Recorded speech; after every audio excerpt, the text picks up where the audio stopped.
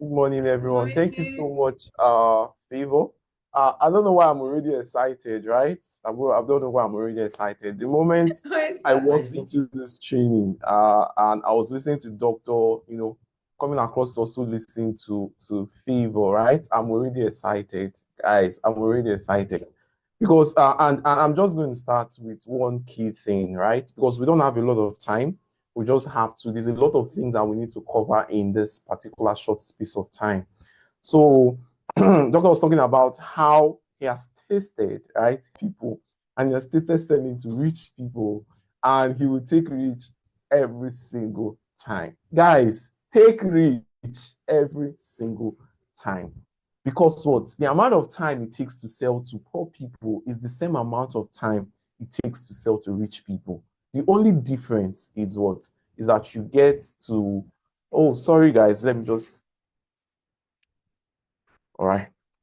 So the amount of time, right, it takes to sell to poor people is the same time it takes. The only thing that changes is the bottom line. You get to be rich. You get to make a whole lot of money for yourself. Thank you very much, Favor, for that introduction.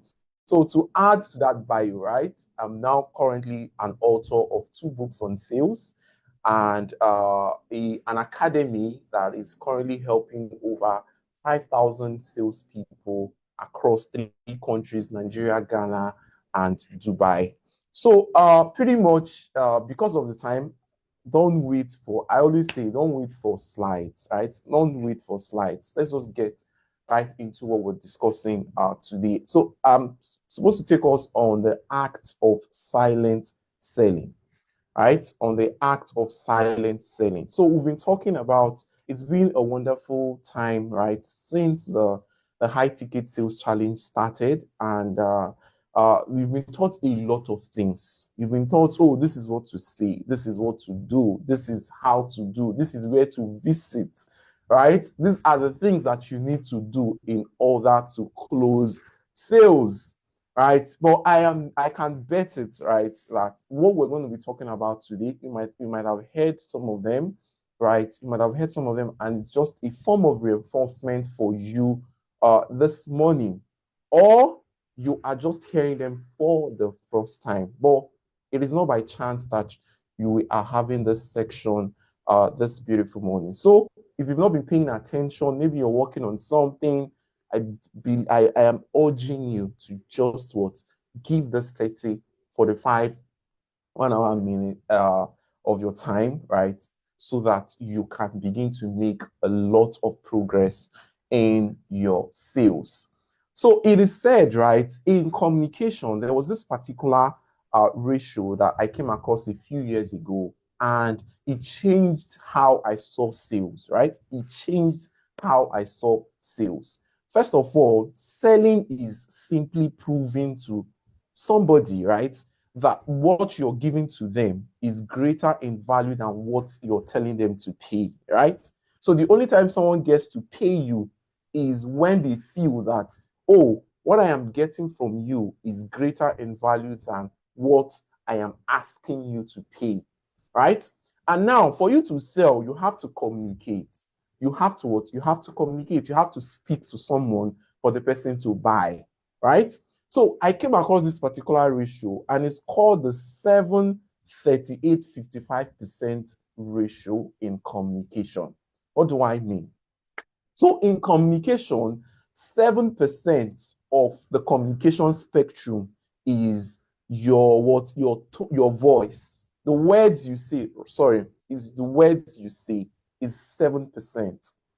38% is your tone of voice. So how you sound, how you articulate what you say is what 38%. Whereas 55% is what your body language.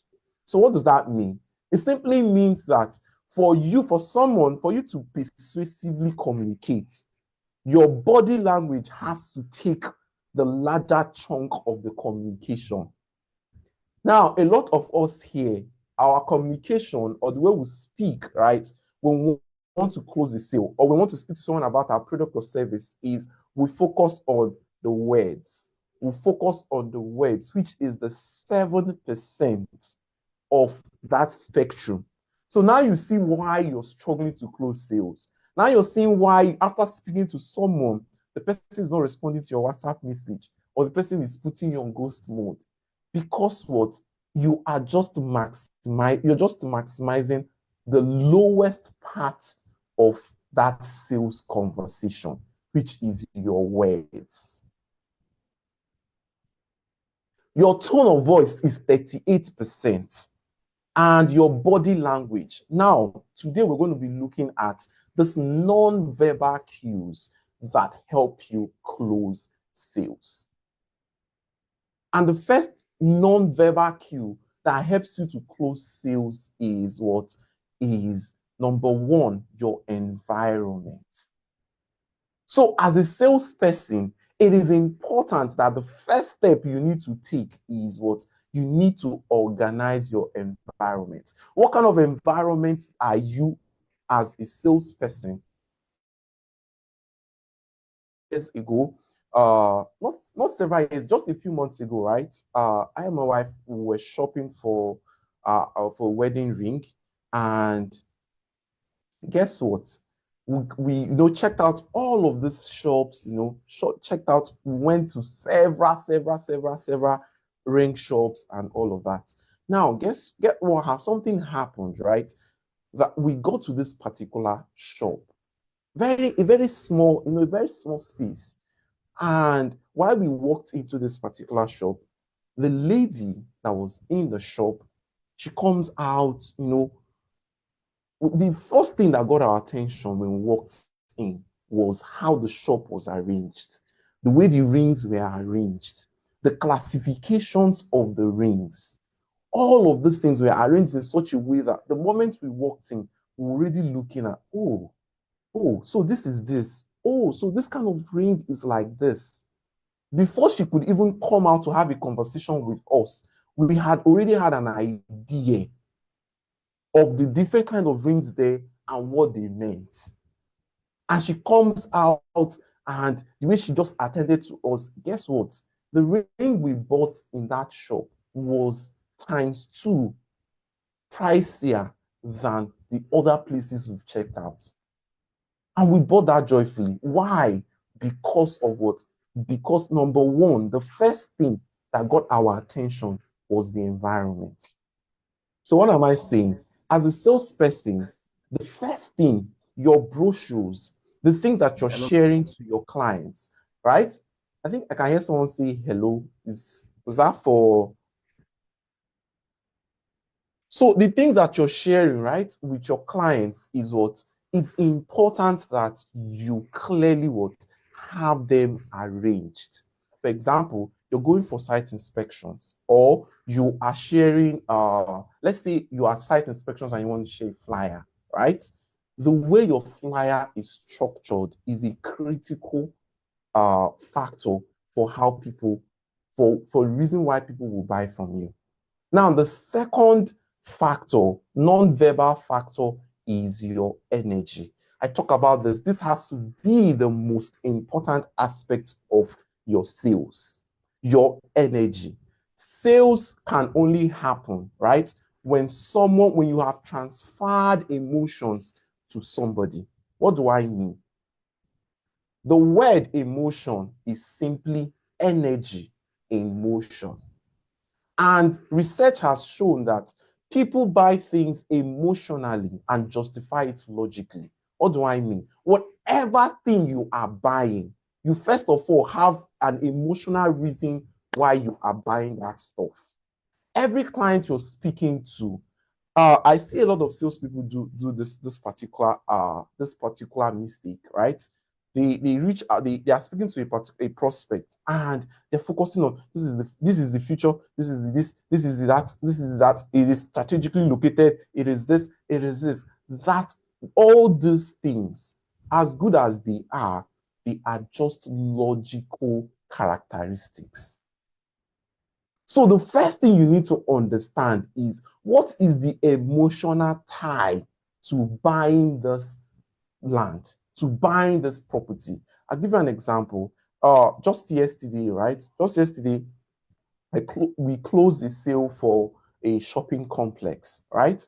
And one of the people that bought the shopping complex, guess what? The reason why, yes, if you speak to him, he'll tell you, oh, the reason why I bought is I want to do an investment into a shopping complex.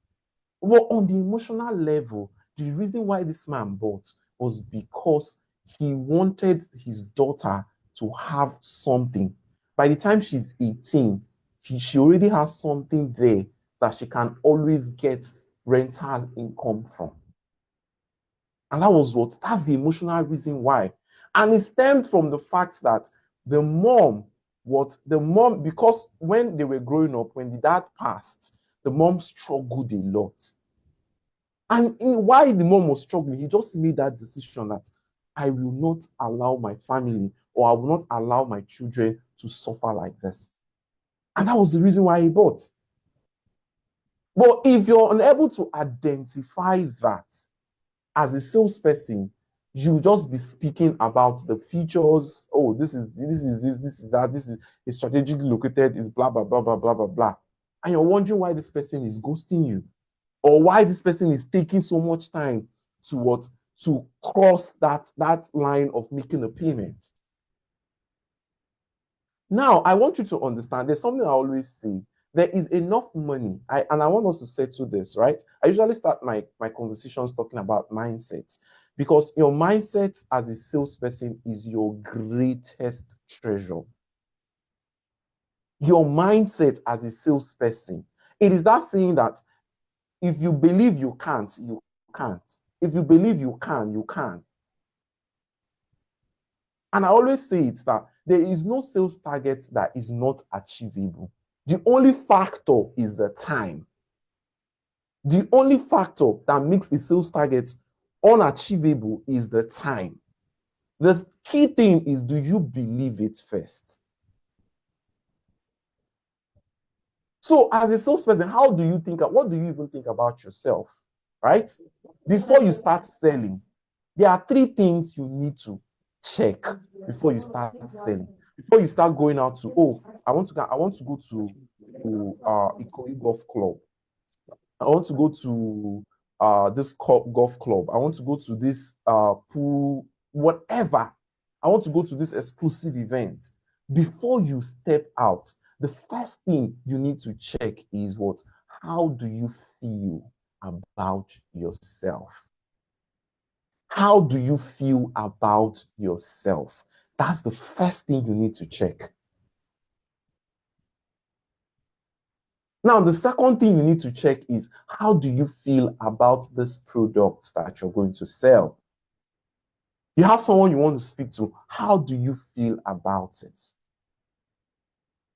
Favor was reading a part of my bio earlier where we was talking about how we moved from 50 to 174 real estate companies just within the space of 1 year, right? Now, why was that possible? That was possible because of what? Because of how I felt about the product. When I am speaking to a client, a prospect about this particular product, the person is wondering, what is it? What is making this guy believe in this thing like this? I want to see it. And that is how people need to feel about your products. You cannot be speaking to GTEx has already done the underground work, the background work for you to give you a reputable organization to work with. They've done all of that work for you. So the next thing you need to focus on is what? This product is already there. This is a no-brainer product. The question is, what are the things that you have identified about this product that makes it what? That makes it a no-brainer? And you can test it. When I'm speaking to salespeople, right? I always tell you, most of the things I share with you, test it and come on, because these are things that I do on a daily basis. So the third thing is what? How do you feel about the clients that you want to sell to? Are you just speaking to the person because you want to make a sale, you want to get a commission, or are you genuinely solving a problem? Or are you genuinely solving a need? Are you genuinely fulfilling a desire or aspiration they have? Why are these three things important? They're important because of what? It affects how you speak. It affects the way the words come out of you. It affects the way you make the prospect feel when you are speaking to them. And person is just wondering, what is this about this property? I need to come in here. I'll give you another example. A few years ago, there was this particular student of mine that was struggling in his sales. He sells luxury properties, like the 400 million price point for properties in Lekki. And this guy was struggling. And I had a meeting with his team, right? His team, there were almost about 7 of them. And one of the things he raised was, oh, I have so many clients, but none of them is just making a payment. None of them is making. I speak, I talk, I speak, I do this, I do that. And guess what? After we shared about the act of non-silent selling, non-verbal cues, guess what? 6 months later, I get into this company and the CEO, while I was having a meeting with the CEO goes to say, Chidi, we've sold out all on our projects. Within the space of 6 months, they've sold out all of their projects. And I go, oh, really? Okay, so tell me who and who sold. And he mentions that guy, says the guy sold 70% of the entire project. After that meeting, I met this guy, on my way out, and I just asked him one question. So, can you tell me what was the difference for you that made you move from struggling the last 6 months to doing 200% of your target in 6 months? And he said something. He said the first thing that he noticed is that the way he felt about himself changed. So when he was speaking to a prospect would tell him, oh, okay, I'm interested. I think I like this, right? I think I like this. I can start with a 20 million naira down payment. And he says, what did you say? You want to do a down payment? No, no. This is the reason why you should do an outright payment. And he will break it down. This is the reason why you should do an outright payment. And the client will go ahead and do an outright payment. And what changed? It was not like his skills changed. No. What changed was how he felt about himself. He felt that if I am speaking to you, you are lucky. If you are looking for a property to invest in, and I don't want to mention his name, I is speaking to you, that means you are lucky. And he changed how he communicated about his property. Then he also made a change to the way he saw the product, because he saw the product as alpha and omega. I always say it's that as a salesperson, the prospect has the money. The prospect has the money. But you have the product. The prospect cannot get that product from any other place. But you can always get another client. Why am I saying this? I'm saying this to address that beggarly mindset that a lot of salespeople have. The mindset of, Oga, please. Oga, I think this will be a good deal for you. I think you should key into this now. That mindset. Because what that does, it reduces your energy, and the person begins to feel, this one safe. This one does not even know what he's doing.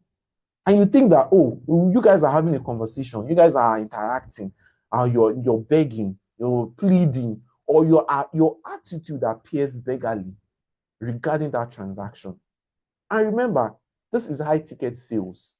Rich people, they don't buy from people with beggarly attitudes. Now, these are the 4 ways that you can boost. For example, if your energy level, if your energy is low, right? You want to elevate your energy when you're selling. These are 4 ways that you can elevate it. Number 1 is affirmations. Affirmations. You cannot be a salesperson and you don't do your affirmations. Talk to yourself. Spend time talking to yourself. When I started in sales, I remember several years ago when I started in sales, I grew up an introvert, right? I grew up an introvert. That kind of person that I always prefer, let me just be on my corner. Let me just. But the day I decided I was going to go into sales, why did I want to go into sales? Because of what? Because I wanted to be able to help businesses. And you cannot help businesses if you're not selling, if you don't know how to sell. Now, I'm not saying that introverts they don't know how. Actually, arguably, I would say arguably, right? Because there's no research or something that has populated that data. But I could say arguably, introverts sell better, right? Because they know how to what. But it's that understanding of how to use your energy to influence sales conversations. So spend time talking to yourself. Spend time talking to yourself. I remember a few years ago, when I had learned about affirmations, right? I would spend time, in my room. Every time I wake up in the morning, before I leave the house, for prospecting, I would always spend time talking to myself. I'll look at the mirror and I'll talk to myself. And guess what? I just realized a few days ago while I was going through sorry, I think I have those see the book here. I've had this book for almost 10 years. And I was just going through this book recently and I realized that over 20, 30 pages of the things that I had written down, right? That I was talking to myself about, they had already happened. So as a salesperson, spend time talking to yourself. I'm the best. When I speak to prospects, they buy, they pay outright. Spend time talking to yourself. Write a list of affirmations. And one trick with affirmations, because of time, I cannot really go into deep into it. But one trick with affirmations is always write your affirmations like it has happened. Don't write, I will close sales. I will meet my sales target. All those things are just rubbish. Because of what? Because your brain does not understand future tense. You only understand present tense and the past tense. So it is important that you focus on programming how your brain feels. Because when you feel it, it will naturally exude out of you when you're speaking to clients. The second thing is visualization. Spend time visualizing what you want to achieve. You cannot be selling to a prospect. Now, all this thing I'm talking about like this is, I'm saying this because a lot of realtors spend time selling to people on WhatsApp. They spend time sending messages, back and forth messages. And I always say, when you reach out to a prospect, get them on a call. Get them on a call. Why should you get them on a call? Because when you get them on a call, you can have them maybe on Zoom or WhatsApp video. WhatsApp video is like I always say last resort for WhatsApp video, but WhatsApp has now gone ahead to impute the share screen icon there and all of that. So it's gradually leveling up. But always have, oh, sorry, sir, do you have 5 minutes? I could take 5 minutes of your time so that I can walk you through how this investment will be profitable to you.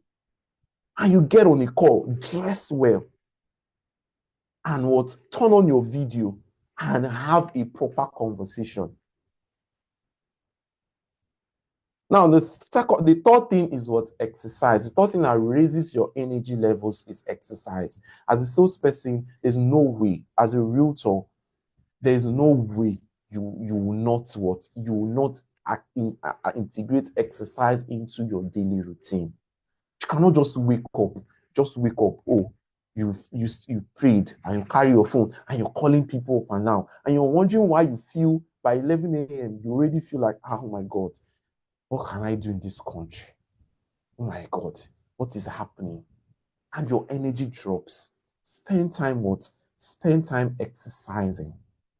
Because when you exercise, you raise what? You raise your energy levels. And when you're communicating in an upbeat level like that, right? It also passes what? It also passes that enthusiasm to the prospects that you're speaking to.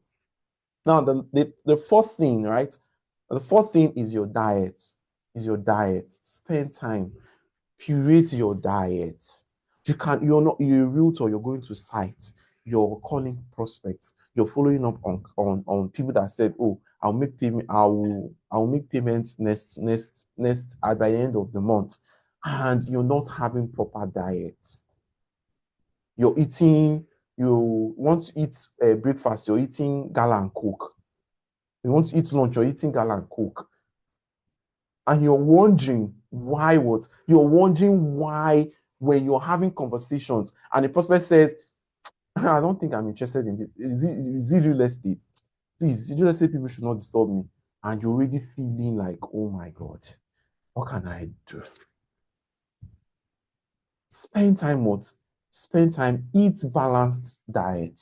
And balanced diet is not, I'm not saying a balanced diet. Balanced diet is not expensive. Just spend time eating good food. All right? Now, the last thing you need to do is what? Allocate your energy levels. If you know that, oh, immediately it's 4 p.m., your energy levels are low, right? It means you're not able to do the major things. You're not able to, you're not able to be upbeat, right? When you're having this kind of conversations. Then don't prospect from 4 p.m. Focus what?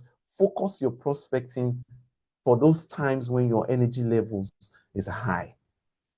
When I was actively selling, right? When I was actively selling, I had a sales target. You will never find me by 9 a.m. to 12 p.m.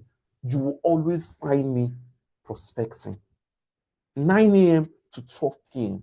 Whatever that was said in the company, oh, submit this, oh, do this, oh, do that. You will never find me doing those things by 9 a.m. or to 12 p.m.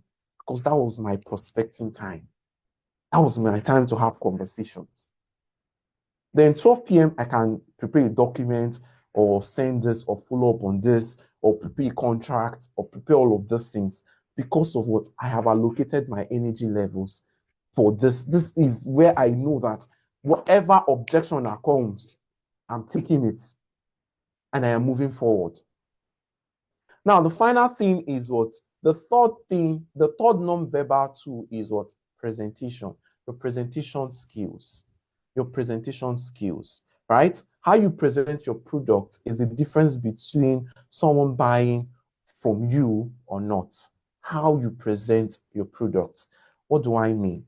You're having a conversation with a prospect, right? You're on a call or you're just talking about this is, let me use Festac City Mall, or let me just use Sadius Ekpe as an example. Oh, this is Sadius Ekpe, right? And this is the reason why you should invest in Sadius Ekpe. It's different from this is Sadius Ekpe. What is it is located in Ekpe, right? It's located in Ekpe. It is 5 minutes from Dangote Refinery. You don't have a standing point to having to your presentation. So your presentation has to start from the point. I'll give you an example. This particular client closed yesterday. When he first reached out, it was because one question, just one question, right? Just one question. So, sir, if at the end of the day you don't key into this product you've reached out for, right? I don't want to mention the product's name. This product you reached out for, right? What would happen? And he goes to say, oh, that was how I found out about his entire history of what has happened when the mother was growing up. He does not want that to happen to his children. So that helps you what? That helps you to streamline your presentation. Now, a lot of you do. Now, that's for when someone reaches out. If you're doing cold calls, I believe I have taught us in our previous training about how to start your cold call meetings, how you can walk into a cold call meeting, right, and be able to what? Be able to take control and get the person to talk. So that's not what we're focusing on today. But the focus of your presentations, your number one, your appearance, that is key. Your appearance. Number one, as a realtor, you cannot be speaking to a prospect and you're dressed like if he begs for this payment, it is to help your life. So you have to invest in your appearance. Invest in your appearance. Get great suits that you can wear.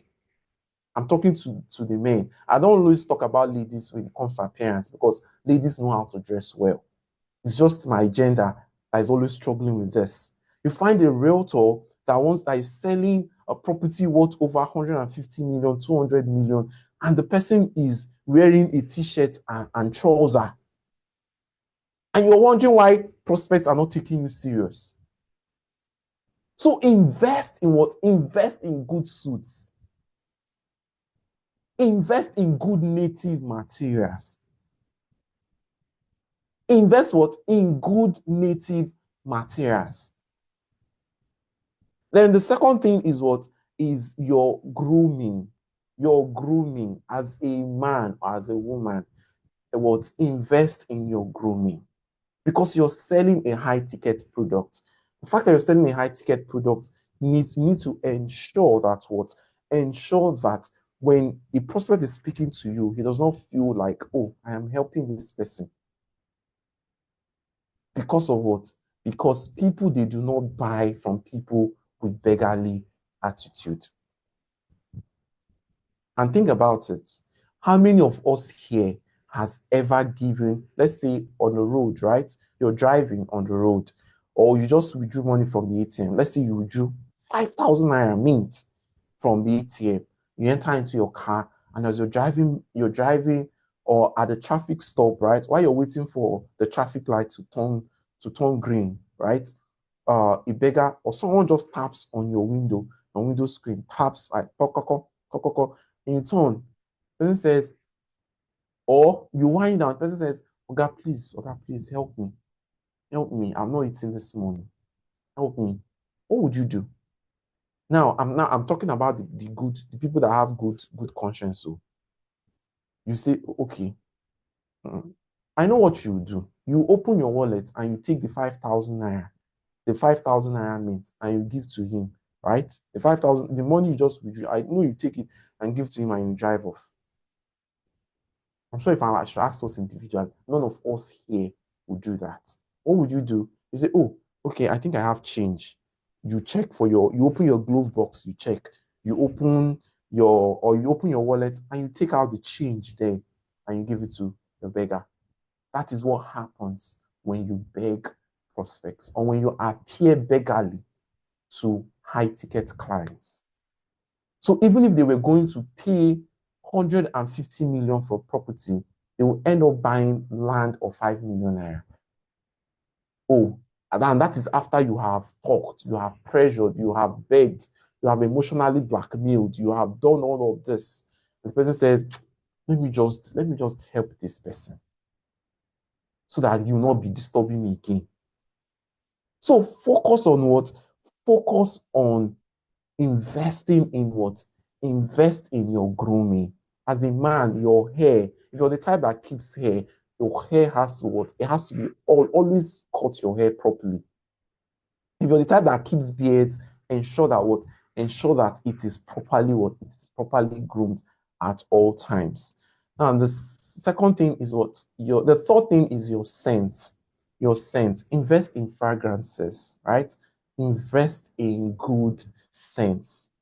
I was speaking with the CEO of a company And he shared the story with me. Very funny, funny story. But that is what happens to salespeople. And I was not surprised. He said he was looking to buy this is the CEO of a cybersecurity firm. So this it was this is a high ticket client. So there was this particular realtor that I reached out to him to buy a property, and they had spoken for weeks. Yes, everything was going great. It was like, okay, let us when I'm in the country, we'll go and see this property. And guess what? On this particular day, why they were going on, why they had scheduled to go and see this property, they get the guy, this man, this CEO, he was driving, he drove to the location where they were supposed to meet, and with his driver, and this realtor walks in, right? Walks into his car, says, "Okay, let's go." And guess what? The realtor, this guy, full-fledged guy, sat and they drove to the location. And guess what? Before they got to the location of this property, this man, that's the CEO, had already made up his mind that he will not buy from this guy. And I asked him, what happened? And he says, oh my God, the kind of smell that filled my car the moment this guy came in, right? The kind of stench that he could not just breathe. And he had to take his car to the car wash after that encounter. And guess what? It's not that he did not like the property again. It's not that he didn't have any need to buy this property again. But because of that because of that situation or whatever scenario that happened within that space of time, he decided, even if I'm going to buy, I'm not going to buy from this person. So as a realtor, invest in what? Invest in great fragrances. It will not cost you, it will not cost you much. It will not cost you much. 30K, 50K, you've gotten a very good fragrance that you can use. And all these things, the idea is that because you already know that these things will affect my sales, it is important that you invest in it. Just as you're investing in the training, I want to learn how to talk to clients better. I want to learn how to present my projects better, right? Invest in what? Invest in your appearance, your grooming, your dressing, your fragrances as well. And to wrap up, right, we're already wrapping up. To wrap up, I'm going to give us a bonus point is what? Active listening skills. Active listening skills. Several years ago, there was this particular client that I closed for a property, and there was something I realized within the space of that conversation, right? So I get into his office, and we spoke about the property, spoke about his investment goals, and I realized that at the end of that conversation, I did not say more than 20 words out of that conversation. Now, what do I mean? I did not say more than 20 words of my property in that conversation. All I was saying was like, oh, wow, that's interesting. So was there a reason why I was just interjecting as this man was talking? Oh, so that happened to you? Wow, was that your wife? Oh, that was all I was saying within the space of this conversation. And guess what? At the end of this particular person is still my client today. He still bought an acre from me. And one of the things I identify from our relationship is that whenever we come together, he's the kind of person that likes talking. He's the kind of person that likes, wants to share, wants to talk about, these are the plans, these are the goals, this is what he's looking at. And I just listen. And at the end of the day, he said, Fidelis, you know why I do business with you?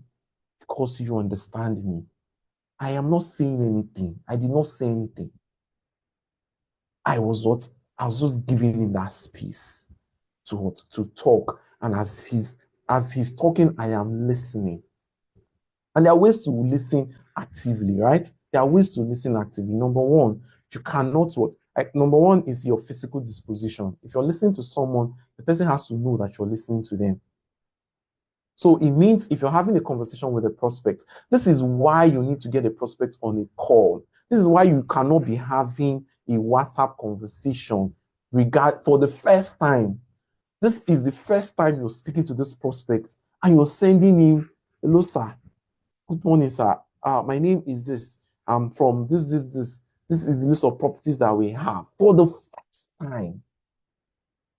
And the person will respond, oh, okay, hi. And you respond, so, sir, which one are you interested on? Right? You just, when I see this, it just makes me, I don't know the word to use, right? Because of what? You are leaving a lot of money on the table if you sell like this. So the first thing, whenever you're speaking to a prospect for the first time, the first thing, the next objective you should have is what? To get them on the meeting. To get them on the meeting. That's your first objective. When you get on the meeting, the next objective is to qualify and confirm who is the decision maker. When you've confirmed who is the decision maker, the next objective is to close. You sell with the process. So number one, your physical disposition. You have to pay close attention, right? Face the prospect, eye contact. Make eye contact. Make eye contact. The second thing is what? Your mental disposition. Clear your head when you're listening to prospects. Clear your head. When someone is speaking to you, clear your head. Always have a notepad. Always have a notepad where you're documenting conversations. Oh, Mr. A said this. Oh, Mr. A said this. Oh, Mr. A's family is here. You have to be documenting all of these things. And you cannot document it if you're mentally thinking about the food you eat later in the day, or you're mentally thinking about how you're going to go home, or you're mentally thinking about how you're going to do all of these things.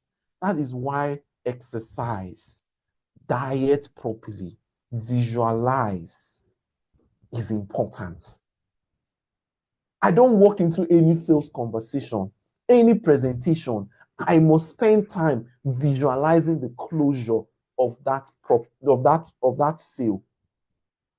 What do I mean? I'm going to speak to, let's say, for example, we've talked about, Favor talked about the golf club, right? So you're going to the golf club, you get to the golf club and you meet a couple high net worth individuals. And you say, oh, okay, I'm going to give you a call. Or you speak to them, right? The person says, oh, I'm interested. Okay, let's talk. Or send me a message or send me this, right? You have to, before you speak to them again, you have to sit down and sit down, shut out the noise and visualize that, oh, Mr. A said this. Oh, Mr. A says this. Oh, Mr. A has said, oh, I'm ready to move forward. He has made payments. Account has confirmed. Oh, payment has dropped. Oh, my commission. You must spend time visualizing these things. Do you know why? Because when you visualize them, you act differently. On a subconscious level, you act differently. Because a lot of salespeople walk into sales conversations and they are just going by the flow. Okay, so, oh, we'll close. Oh, we'll not close. Oh, you have to see from the beginning to the end of that conversation. Then active listening skills helps you to build rapport with clients. And when you build rapport with clients, you automatically engineers trust. That is the critical ingredient you need to make more sales. So thank you very much, everyone. And I think I want to take questions.